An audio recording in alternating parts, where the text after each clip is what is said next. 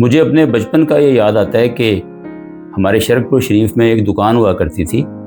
ان کا نام تھا دکاندار کا شیخ منظور کونا، اور وہ دکان یہ تھی کہ وہاں پہ کتابیں ہوا کرتی تھیں۔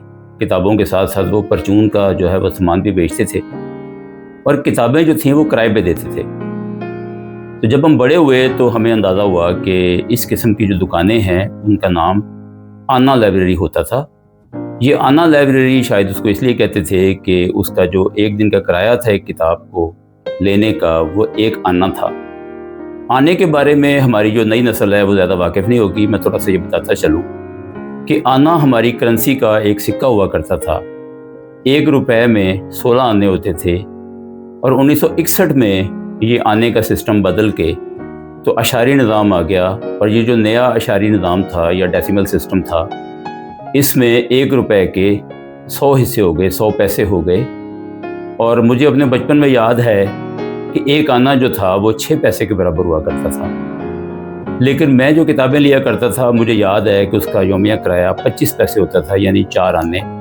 اور ہم لوگ کوشش یہ کرتے تھے کہ کتاب لیں اور اسے ایک ہی دن میں ختم کر دیں تاکہ ہمیں 2 دنوں کا کرایہ نہ پڑے۔ تو کرائے پر جو کتابیں ملتی تھیں ان میں ابن صفی کی عمران سیریز، اس میں رسائل ہوتے تھے بچوں کے، اس میں بڑوں کے لیے ڈائجسٹ ہوتے تھے، جاسوسی ناول ہوتے تھے، خواتین کے لیے کتابیں ہوتی تھیں۔ اور مجھے یاد ہے کہ نہ صرف میں اپنے بچپن میں وہاں سے کتابیں لیا کرتا تھا بلکہ اپنے گھر کی خواتین کے لیے بھی کتابیں لے کے جایا کرتا تھا، اور خواتین ڈیمانڈ کرتی تھیں کہ مجھے فلاں ناول چاہیے، فلاں افسانوں کی کتاب چاہیے، تو وہاں سے ہم لیا کرتے تھے۔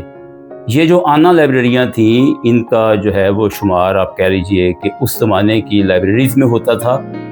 اب یہ زمانہ جو میں بتا رہا ہوں یہ 70s کا ہے، لیکن اس سے پہلے ہی 50s اور 1960s کے زمانے میں یہ آنا لائبریریاں قائم تھیں۔ ان آنا لائبریریوں کا بہت بڑا کردار تھا، کیونکہ سرکاری سطح پر پبلک لائبریریاں نہ ہونے کے برابر تھیں۔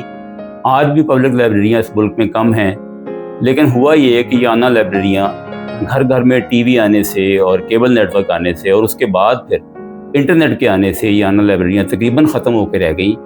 اب مجھے ایک اور بات یاد ہے کہ جب میری جوانی کا دور تھا تو میں لاہور میں ملتان روڈ کے قریب ایک جگہ پہ شفٹ ہوا، تو وہاں بھی ایک دکان تھی، اور یہی کام ہم وہاں بھی کیا کرتے تھے کہ دکان سے ہم نئے ڈائجسٹ ماہنامے آتے اور وہاں سے ایشو کراتے۔